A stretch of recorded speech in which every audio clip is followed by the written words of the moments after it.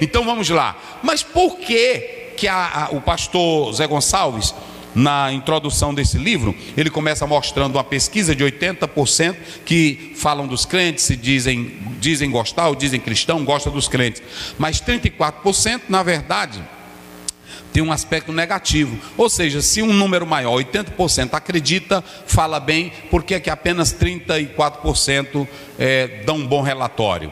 Vocês sabem que hoje a maioria, a CEPAL fez uma pesquisa e mostrou que lá em São Paulo as pessoas, elas querem vender um carro para qualquer pessoa, mas não quer vender um carro para um pastor.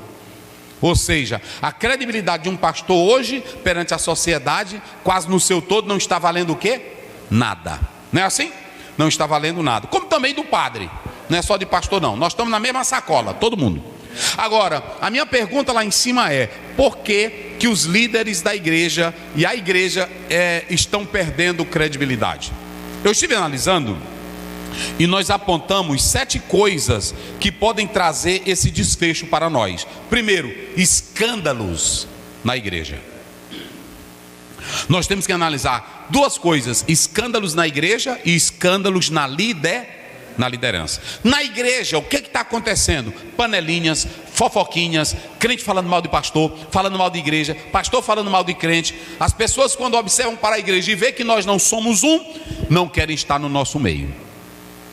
É assim ou não é?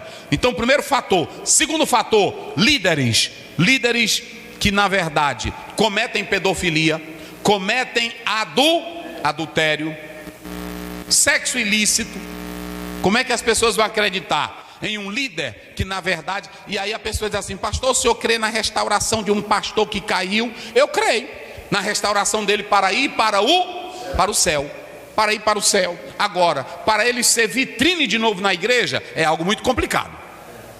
E aqui ninguém está acusando ele, nem dizendo que o céu não é dele. E não coloque Davi como padrão, porque Davi não era pastor de igreja, Davi era rei. Não era. E quem era sacerdote, se cometesse, fazia o quê? Morria automaticamente. Não era assim? Então deixa eu dizer uma coisa para vocês. Porque Brasil, bota para cá, Caio. Brasil, isso aqui eu vou falar com muito pesar. Eu estava meditando nessa lição do pastor Zé Gonçalves e no livro, e eu fiquei: meu Deus, como é que não vai estar a igreja daqui a 10 anos? Brasil, não vamos brincar não, meus irmãos. Vocês que estão aí na internet, não brinquem com as coisas da igreja, isso é sério. Se você for aqui na Europa, por que as pessoas não querem mais saber de Deus? Eu estive lá na Irlanda, e só para vocês terem uma ideia, o povo não quer mais saber de Jesus. E o ateísmo é grande. Por quê? Escândalo de padre, escândalo de pastor, escândalo de crente. Como é que a pessoa vai ser crente? Aí a pessoa diz: mas é o evangelho. Mas quem é que prega o evangelho? Somos nós. Em Mateus 5, 14, 16, Jesus diz assim: brilhe a vossa luz diante de quem? Dos homens. E ele diz: nesse mundo podre vocês têm que ser o quê? Mas quem deveria ser luz, quem deveria ser sal, está podre. Está podre. Perde o sabor. Olhe para cá. Quando um pastor comete um pecado, comete um adultério, quando um padre escandaliza, atinge a todos nós. E daqui a um dia no Brasil, já está começando, as pessoas vão perdendo a credibilidade. Então, aí você tem o primeiro fator aqui: escândalo. Olha aí: escândalo sexual entre membros, escândalo sexual entre padres, escândalo sexual com pastores. Não é assim? Às vezes é uma família todinha, aí ela crê naquele pastor, crê naquele... Rapaz, isso aqui é sério, gente. Meu Deus do céu. A pessoa confia em mim. Isso aqui é um homem de Deus. Me leva até para a casa dele, bota para sentar na sala. Confia, hein? Senta no melhor lugar, confia em mim. Aí de repente o camarada está dormindo com a mulher do dono da casa, ou namorando com a filha, um homem casado, pai de família. Meu Deus do céu, tu ainda quer dizer que é pastor?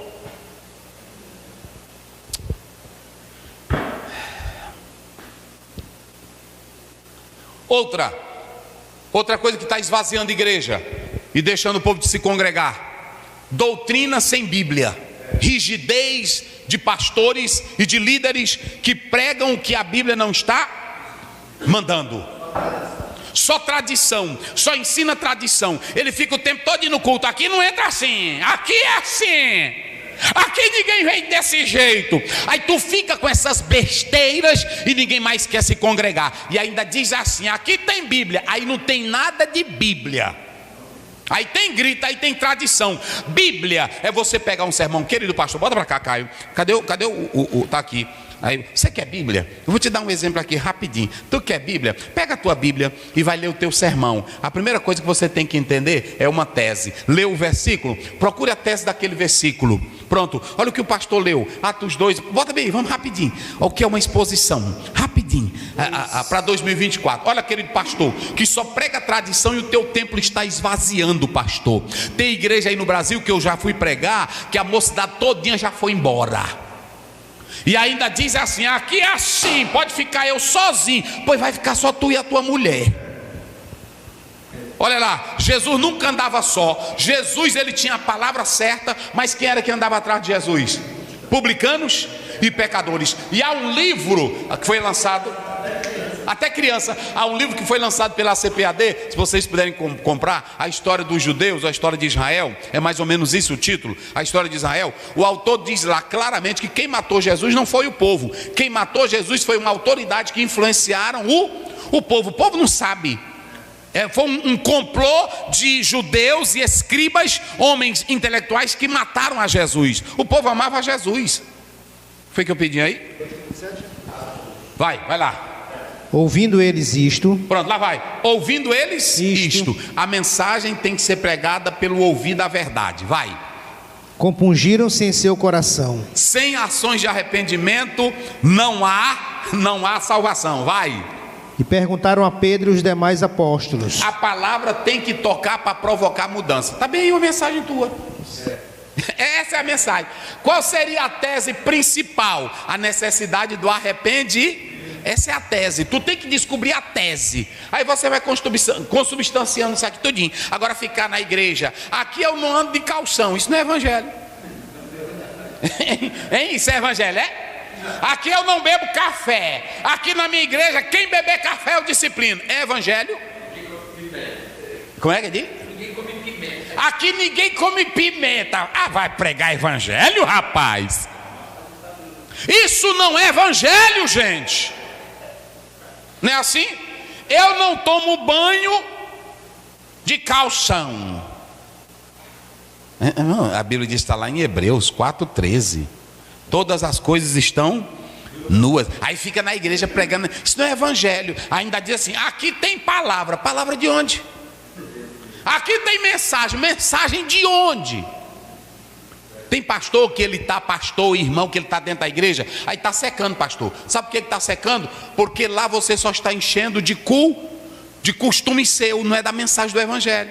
Irmão, é mensagem pregada. Pode o pastor ter a vozinha fraca, pode o pastor ser até analfabeto, mas se ele pegar a Bíblia, ele estudar o texto, meditar no texto, consubstanciar o texto, olhar para a história e começar a pregar, o povo vem. É ou não é? O povo vem. E a transformação, pastor Adalberto, é pela palavra. Aí eu fico só com conversinha, encostado no púlpito da igreja. Gente, em 1977, ninguém vai não. Essa geração que está aí, vai não. Tem que ser Bíblia. E Bíblia interpretada. Porque tem gente que tem Bíblia também, cita 100 versículos, mas não sabe explicar um versículo. É melhor tu citar um e saber explicar.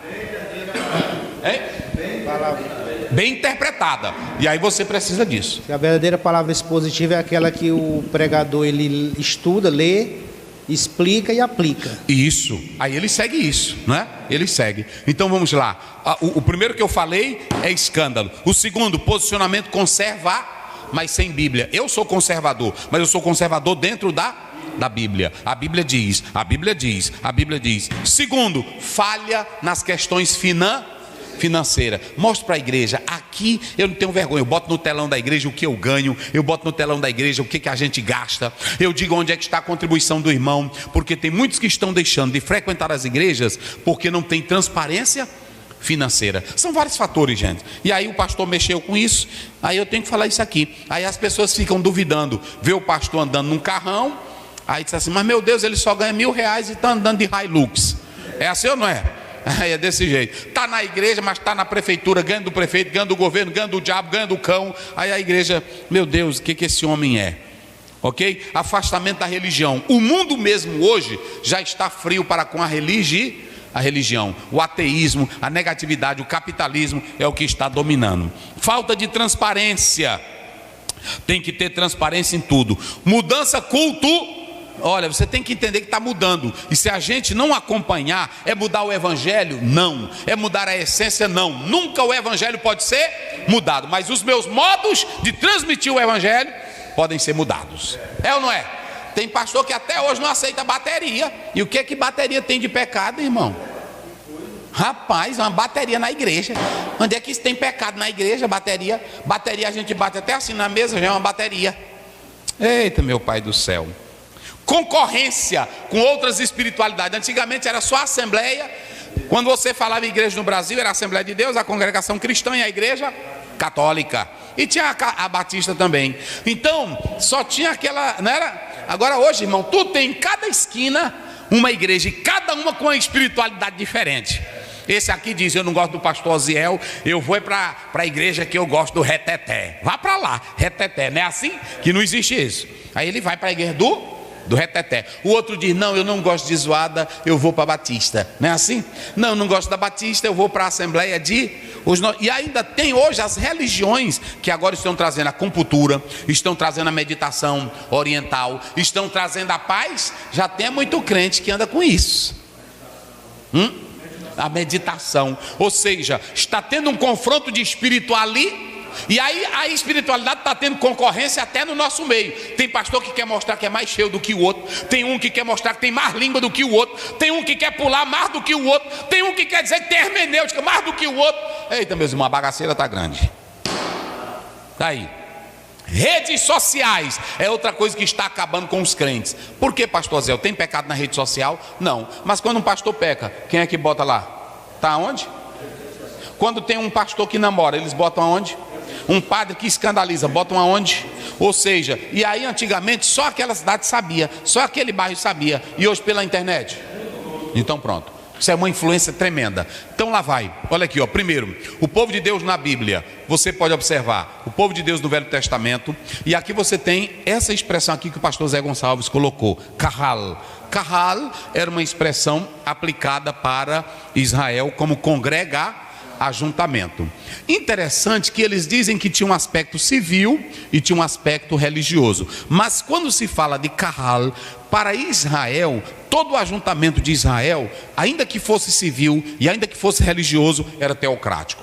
Por que era teocrático? Porque Israel vivia na liderança de Deus. Até mesmo com a escolha do rei, quando entra a monarquia, o rei só era escolhido por Deus. Então sempre quem dirigia era Deus. Então Kahal é aplicado para ajuntamento, para congregação. Por isso que se fala congregação do Senhor, povo de Deus. Mas o Kahal não dava ainda a ideia de eclesia. Não é eclesia, é eclesia.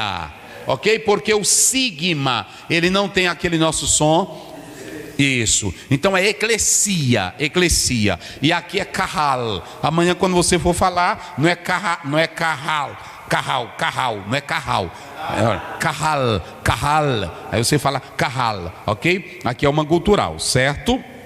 Então você pode observar que essa congregação, esse termo aqui, Kahal, ele era para Israel um aspecto de um ajuntamento divino. Por que era divino? Porque qualquer assembleia de Israel, qualquer ajuntamento de Israel tinha que ter o chamamento de Deus, ok? Só que há uma coisa interessante: em Kahal não havia ajuntamento de raça, em Kahal não havia ajuntamento de povos, em Kahal não havia ajuntamento de outras nações. O Kahal era só para quem?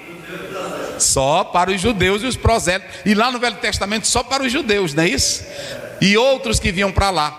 Aí você sabe que até alguém que quisesse participar da Páscoa, quisesse participar, tinha que se circuncidar, tinha que adotar o estilo dos judeus. Mesmo assim, não envolvia todas as nações. Então Israel não era igreja, Israel era só o povo de E uma particularidade: Deus escolheu Israel, foi eleito para um propósito específico, ok? Agora, quando você pega o termo eclesia, aí sim não é como carralo, porque eclesia é um termo grego, é um termo que está na Septuaginta. E aí quando você pega esse termo eclesia, é composto ek é uma preposição, não é isso?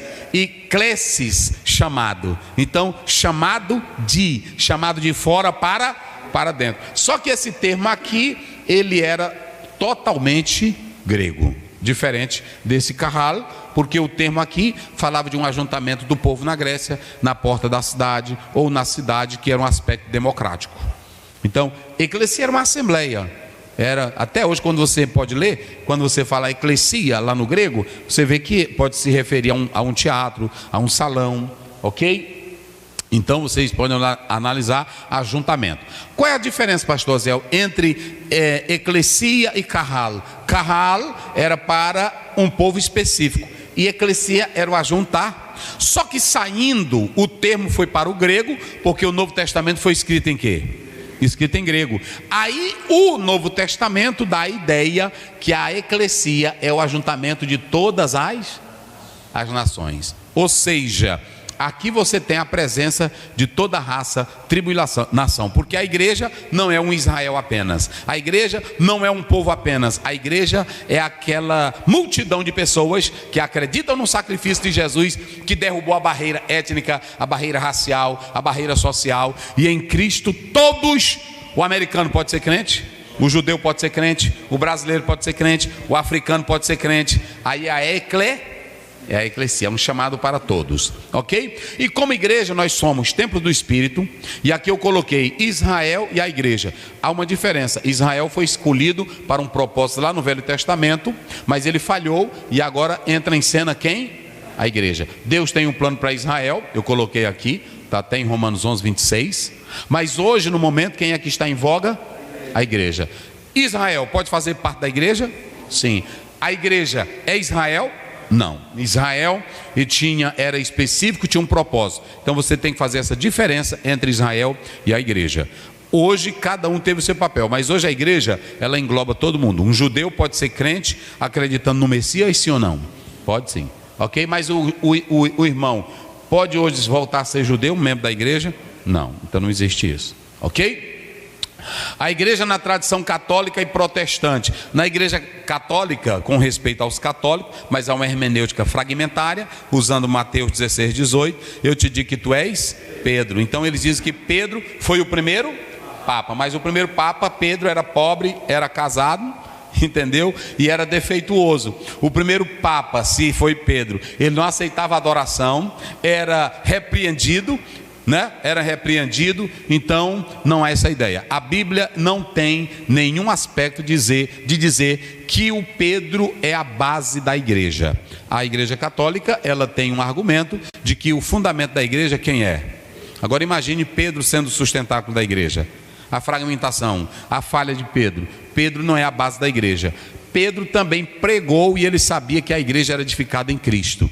Nós somos pequenas pedras, está lá em 2,5, 2,9 de Atos, aliás, de 1 Pedro. A tradição católica, ela diz que Pedro era a base a igreja, o fundamento da igreja era Pedro. A posição protestante, aqui envolve alguns pais da igreja, aqui envolve os reformadores, deixaram bem claro pela exposição bíblica que Cristo é a base da igreja, Cristo é o alicerce da igreja, ok? Então você tem aqui fundamento da igreja, a visão da igreja católica e a visão protestante, ok? A igreja, ela é um projeto divino, olha aqui, ó. Foi bem planejado lá na eternidade por Deus. Deus planejou a igreja, não foi algo acidental, casual, sem planejamento. A igreja, quando foi que ela começou? Aí nós já falamos aqui. Preste bem atenção, a igreja não poderia vir antes dos profetas do Velho Testamento. A igreja não poderia ter vindo antes de Moisés. Não há qualquer base ou ideia de igreja no Velho Testamento. Então, quando você pega todos os livros do Velho Testamento, nenhum aponta para a igreja. Nem Lucas, a primeira vez que a palavra igreja aparece, vai ser lá em Mateus 16, não é isso? 18. Agora, é a partir de Atos que começa o surgimento da igreja, né? Eu acho que são 24 vezes que a palavra vai aparecer. Em Lucas ele não trata da igreja. A igreja só vai aparecer em Atos. Depois de Atos, segue-se nas cartas pastorais, nas cartas paulinas, e nas cartas paulinas você vai ter o conteúdo que vai dar a base para a formação da teologia. Aí você vai ter Paulo falando da igreja. E como é que Paulo explicou? Ele diz que antes a igreja era um mistério. Nenhum dos homens lá no Velho Testamento, nem Abraão, nem Isaac, nem Jacó, nenhum deles trataram era um mistério. Depois dos apóstolos e profetas, depois do Antigo Testamento, aí você tem os apóstolos do Novo Testamento, vão dar a base para a igreja. Ou seja, a igreja, ela só surge depois da morte e da ressurreição, e depois que o Espírito Santo desce. É aí que se tem a origem da igreja. Irmão, está bem mastigadinho para tu amanhã, não é assim? Então é aí que você tem. Agora, quando você, depois que Cristo morre, cumpre-se um mistério, é revelado, aí vão surgir os apóstolos que vão trazer a mensagem, ok? Para aí, que essa mensagem vai ser a base doutrinária nas cartas, nas epístolas, para a estruturação da igreja, ok? Mas os apóstolos vão continuar pregando que quem é a base da igreja? Jesus Cristo. Ou seja, o edifício é grande, mas quem é o alicerce? É Jesus, está aí, ok? A igreja, ela só existe depois de Cristo. A igreja como comunidade de salvos. Agora, vamos analisar para encerrar. Como é que eu faço para ser membro da igreja? Hoje você pode ser membro da igreja por adesão, não pode? Mas para ser membro de verdade, só tem dois caminhos para você ser membro da igreja. Qual é? Arrependimento e o batismo, ok? Só tem duas coisas que te faz um membro da igreja. Qual é a primeira? Então olha para cá, se tu vieres aqui na igreja, pastor Zé, eu quero ser da sua igreja, mas não é arrependido, não é convertido, você pode vir de qualquer maneira, mas não é membro de verdade. O membro de verdade de uma igreja é aquele que é arrependido. Olhe para cá, beleza de templo, a beleza de cantor, beleza de pregação, beleza de músico, beleza de teologia não te faz um membro. O que te faz um membro é o teu reconhecimento que tu não vale nada, que é pecador desgraçado, miserável e que precisa de um salvador. Então o que te traz para o corpo de Cristo é o arrependimento de pecado. Tem que gritar como a multidão gritou: o que faremos nós? Olha para cá, deixa eu dizer uma verdade de Deus para o Brasil, palavra de Deus para o Brasil. Olha, você não é membro do corpo de Cristo se não se arrepender, se não confessar os pecados, se não deixar a mentira, se não deixar o adultério, se não deixar a prostituição, se não deixar as coisas erradas. Você não é membro do corpo você pode ser apenas um membro de igreja. Membro de igreja, eu estou falando de igreja no sentido físico. Ele gosta daquela igreja lá na rua tal, né? Ele gosta daquela igreja no centro da cidade. Tem muita gente que vai na igreja, mas não é membro do corpo de Cristo. Tem que ter mudança de mente, tem que ter mudança de... Qual é o teu rumo, meu filho? Olha para cá. Talvez você está dentro da igreja, mas o teu rumo ainda é o mundo, o teu rumo ainda é o pecado. Você não mudou nada, ok? Igreja não é adesão, mas conversão. E aqui tem uns teólogos que falaram sobre essas bases que eu falei. Que Deus nos abençoe para sempre, em nome de Jesus.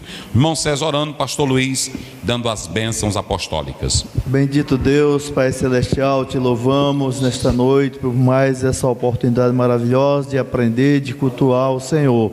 Continue abençoando, meu Deus, todos nós, nos protege, nos guarde, a nossa família.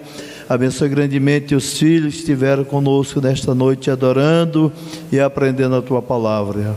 Continue abençoando grandemente Teu céu, pastor, professor Aziel, o Senhor escolheu para abençoar vidas através da vida do Teu servo, que neste ano, Senhor, continue conosco de maneira poderosa. Guarde o filho do Teu sangue, ele, a sua família, a igreja, ministérios, projetos. Concretize o que o Senhor tem colocado no coração do Teu filho. E ser conosco hoje e para sempre, em nome do eterno Deus. Nós Te louvamos. Amém. Que a graça do nosso Senhor Jesus Cristo, o amor de Deus, o nosso Pai, a comunhão e a consolação do Espírito Santo seja com todo o povo de Deus, desde agora e para sempre.